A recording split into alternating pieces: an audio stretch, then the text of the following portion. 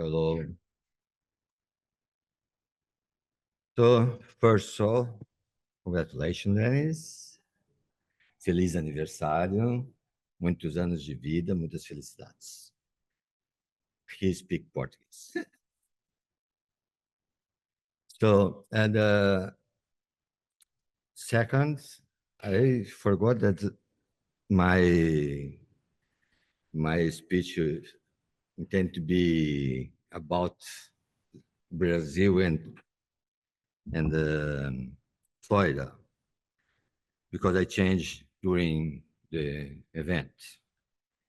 Because I think that we have a lot of best practices that you share with us, and then my best practice is just different, but it's in the same way. But basically, we work with the people first, so and create a movement. This movement will support the economic change because create a market, and this movement will create a political situation that can approve or can make easy to approve the change that we need. But before I start also, after when we have time, I want that you ask me about the COP. The next COP will be in Brazil and in the Amazon. And the Zero Waste Brazil is organizing a side event during the COP 30 in November in Amazon. Okay. I am in the Zero Waste International Alliance since 2010, 2009. So it's like 15 years, 16 years. And I learned a lot. And but the first time, the first period, I was concerned with get the excellence in zero waste management. And the excellence in the zero waste management is the zero waste. So we focus in it. We create a certification. We create a lot of process in Brazil, and we get it. So that is after the pandemic, or before, or because the pandemic, I wrote my first book about this time. After we got this excellence, we start to think, okay, we implement this zero waste process, and we discover that we prepare or we start to create zero waste culture in these companies. And the zero waste is not anymore waste management. It's a mean to get the total quality. So it's not the end. It's a method to get the excellence. It's a method to create a culture. And after 4 or 5 years, we start to think which transformation we provoke when we implement the zero waste. And we are working now on this issue. And but to understand which transformation we provoke, we start to think, and in the philosophical way a little bit, it's how, which is our principles. So they asked me a lot about the time, so I wrote something to guide me. Okay. So because I did a presentation with 30 minutes 3 days ago, so I need to cut for 10 minutes. So let's try to do this. So uh, we start and we reflect and we describe, or it's not fixed. It's what we point as principles, and is not universal, but is a result of our work in the last years. Please. Okay, because we talk about zero waste, but before we talk about who changed the things, where? Ah, okay, there's a keyboard under my sheets. Okay. Okay, let's see. Okay. Okay. Before we talk about zero waste, or we need to talk about one thing first, that is the principles. Because without principles, even the most powerful movement can become hollow, empty, uh, reduced to tools, to numbers, to strategies, and they lose their souls. Zero waste was not born to manage trash. It was born to confront the civilizational crisis. And uh, this crisis of disposability, like, say, uh, Pope France. To confront that, we need more than policies and or solutions. We need directions. We need ethics. And that's why we wrote or proposed these 11 principles. They are a compass to hold us instead through the complexity, the contradictions, or the change. So the first one is me. Okay. So the zero waste is a civilizational response. So the first, what? Use this? Better. Ok, é melhor. Obrigado. So the first principles is the individual responsibility.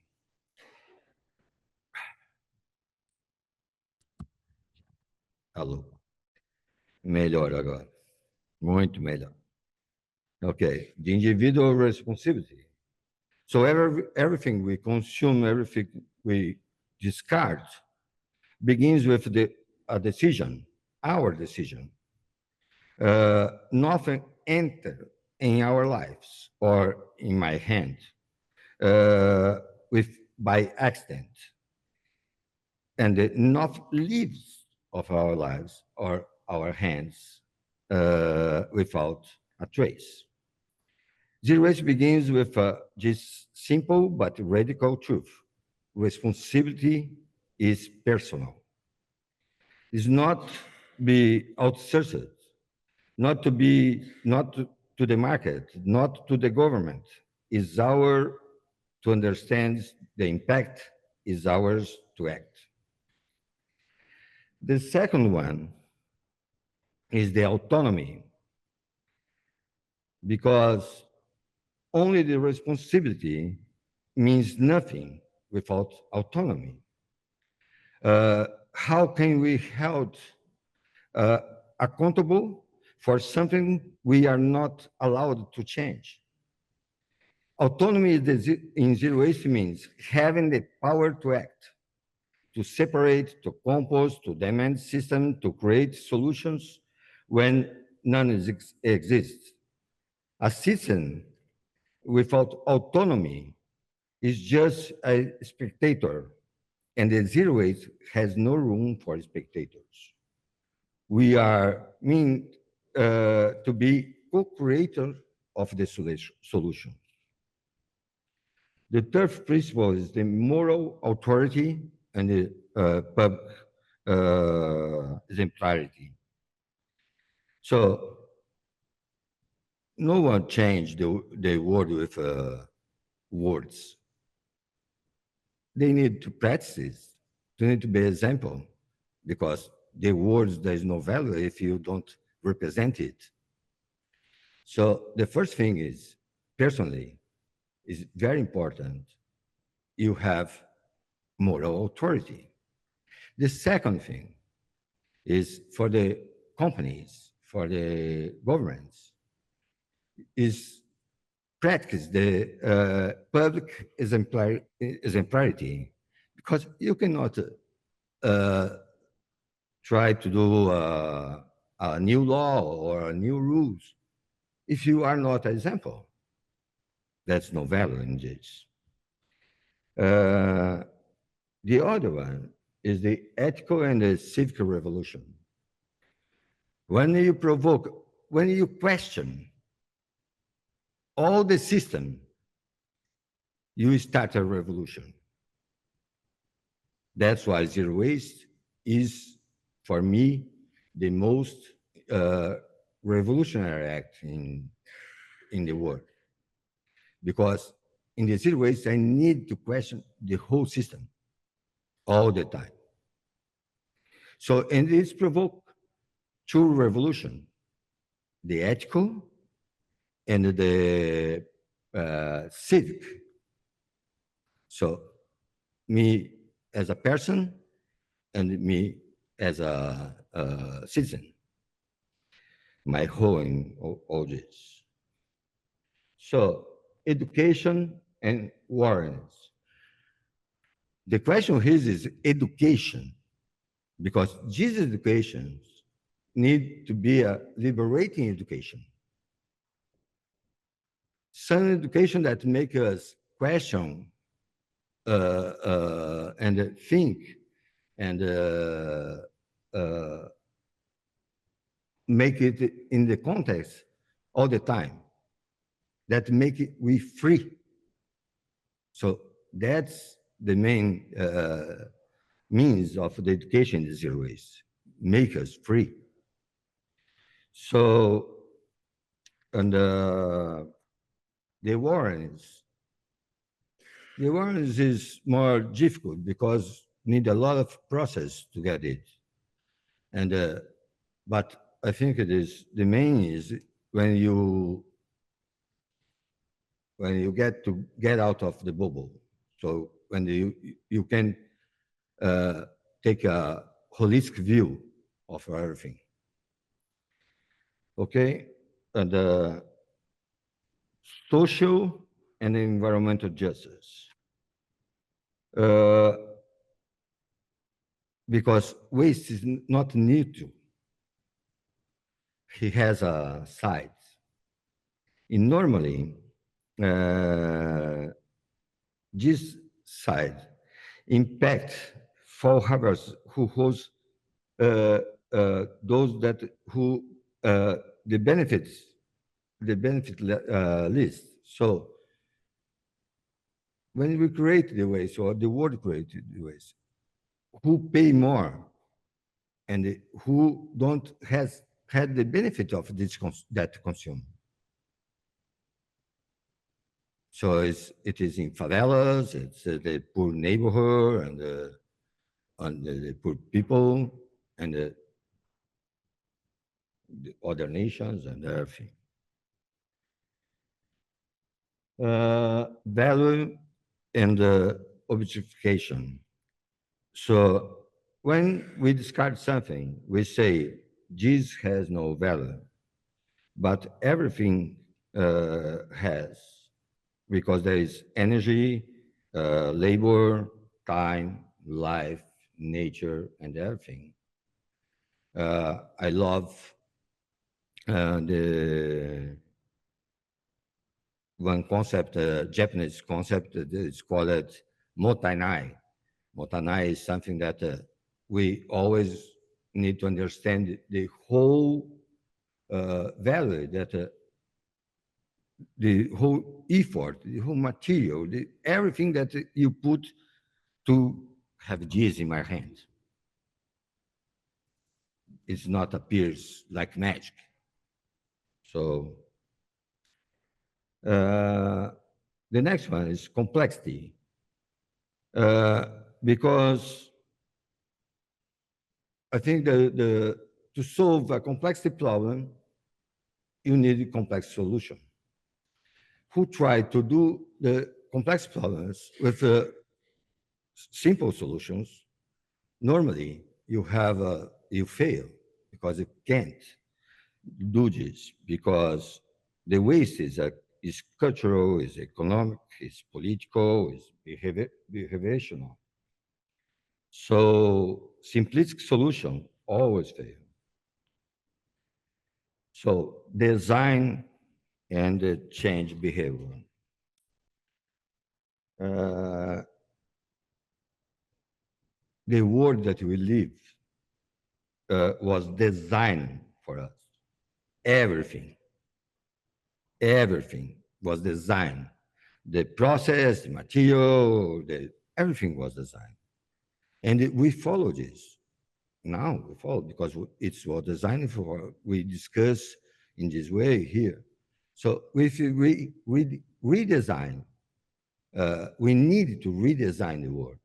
Like I said, Buckminster Fuller, that